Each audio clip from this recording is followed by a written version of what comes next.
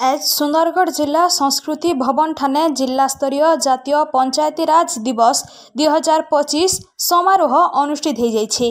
ई अवसर ने मान्यवर केंद्र आदिवासी व्यापार मंत्री तथा मान्यवर सांसद सुंदरगढ़ श्री जुएल ओराम आभासी माध्यम ने जोग देइथिले।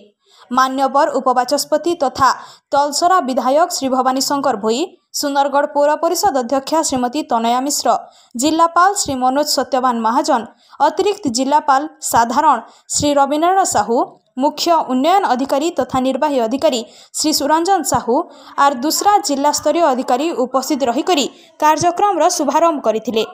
ई अवसर ने बनाईगढ़ पंचायत के श्रेष्ठ पोषण पंचायत भावे सम्मानित करा जायथिला। इथिर संगे हिताधिकारी मानकु राशन कार्ड बंटा जायथिला।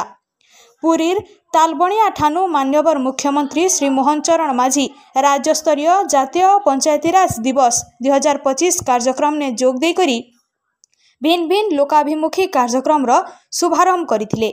ए कार्यक्रम सीधा प्रसारण भी हेइथिला। Bureau report Gangpur live.